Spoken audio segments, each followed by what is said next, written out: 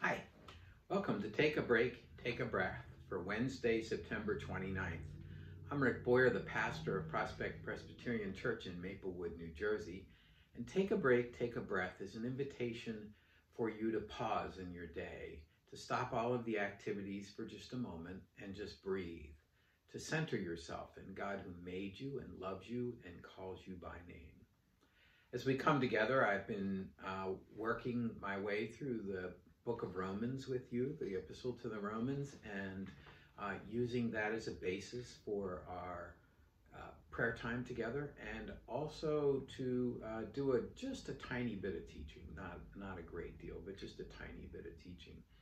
Today's reading is just two verses, Romans 4:16 and 17. I encourage you to read that.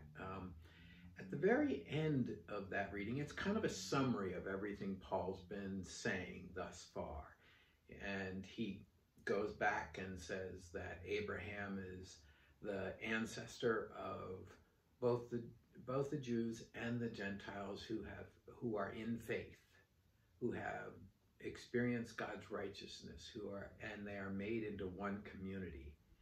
And it's there's a reference in there that I didn't recognize exactly at first myself until I was reading some of the commentaries. And one of them suggested that the resurrection from the dead, to bring life from death, is a reference to the Jews and to bringing back to life the nation, perhaps thinking of a passage in Ezekiel where the prophet looks out over a valley that is nothing but dry bones, and the prophet learns that God is going to bring the nation back from what seemed dead. So he does restore the people. And that the reference to creation is the reference to God as creator, is a reference to the idea that the Gentiles are a new creation, the Gentile believers. So that's where Paul's mind is at this point. He's saying, look, we're bringing all of us together into one covenant people. So if you haven't already done so, I invite you to find a quiet place in your house. And if the room has a door, close the door and settle into a chair and allow yourself to relax into that chair, to feel the strength of the seat on the back of your legs, and to feel the back of the chair on your back. And if the chair has arms, to feel the support of your arms by the arms of the chair, to feel the floor under your feet, and just let yourself go. Close your eyes, take some deep breaths, and as you breathe in the breath of God, and as you breathe out all that separates you from God. As you breathe in the breath of life. And as you breathe out all that does not give you life. Breathe in God's peace. And breathe out all of the things that do not give you peace. Worries, fears, anxieties, distracting thoughts, things that have to be done. Just lay them all aside and breathe them out just for this little bit of time.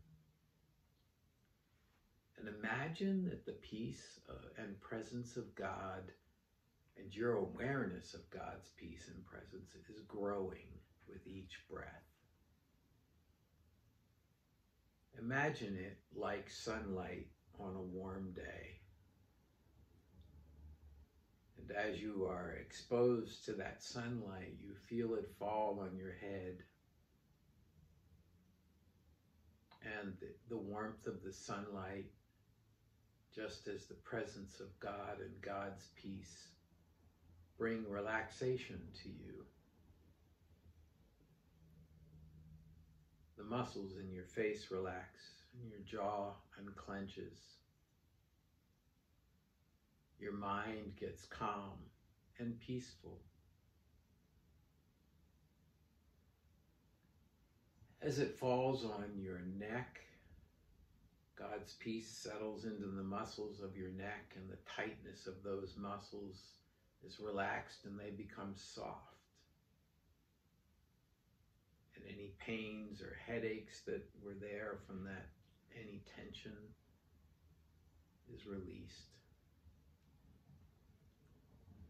And as it falls on your shoulders and your arms and your hands, the warmth of God's presence and peace penetrate into your shoulders and open your hands.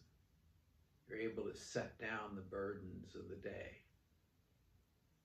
And you turn your hands upward to receive God's peace and grace and love. The muscles in your shoulders relax and become renewed, made new. The muscles in your arms relax and are refreshed.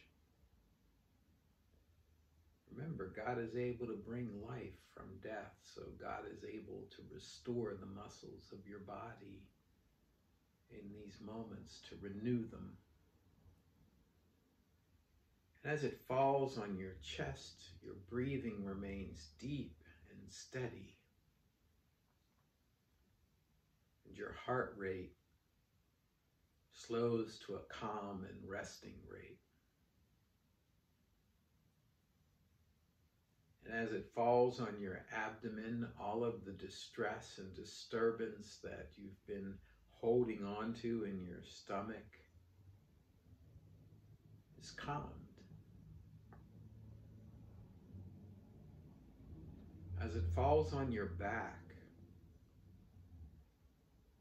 the warmth and presence of God penetrates into the muscles of your back, and the things that have been hunching you over go away for at least this time. And you're able to straighten up and your back feels good. As it falls on your legs, your thighs and your calves and your feet, the weariness of those muscles from running around and doing melts away. And God's peace and presence, God's renewing spirit strengthens them and renews them. You are immersed in the sunlight of God's presence and God's peace.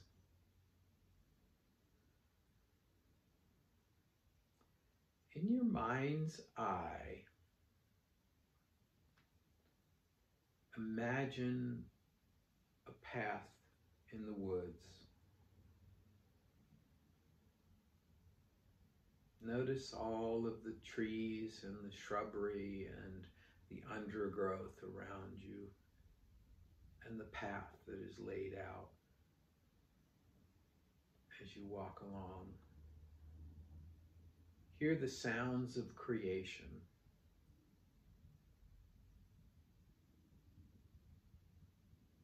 Feel the coolness of the shade.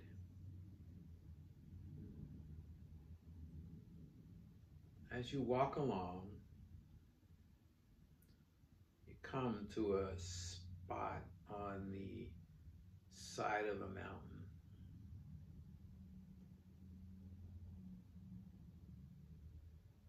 From this spot, you can look down and see a river valley below you and other mountains off in the distance. If you listen carefully, you can even hear the sound of cars on the road down below.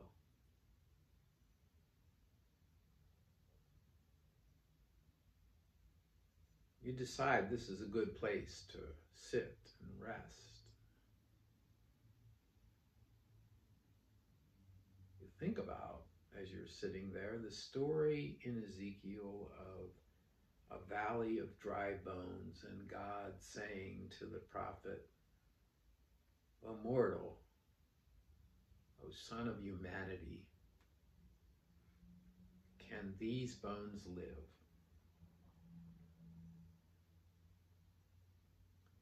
And the end of the story is, or the vision is, that God brings those bones together and puts flesh on those bones. And God tells the prophet that this is the nation of Israel, and it will be brought back to life. And you look out, thinking about all of that, you think about the wonder of God's creation, the wonder of God's powerful love, and how God makes a new creation in the church all the time.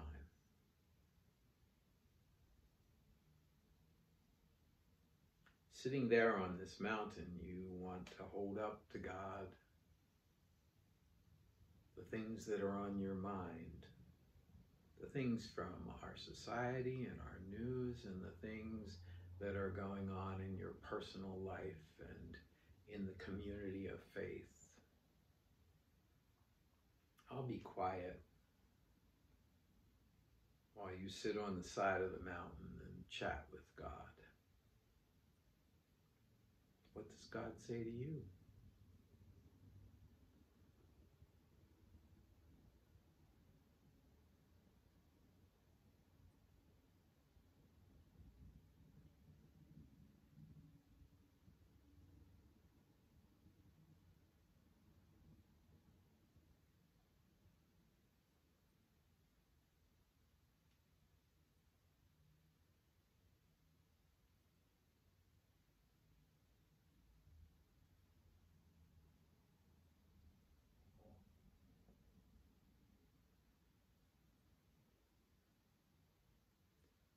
And then the time comes for you to continue on with your walk, your hike.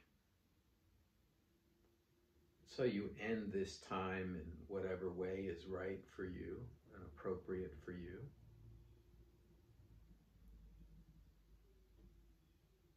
And you stand. And as you stand, you allow that image to fade away. And you bring yourself back to the room where you are.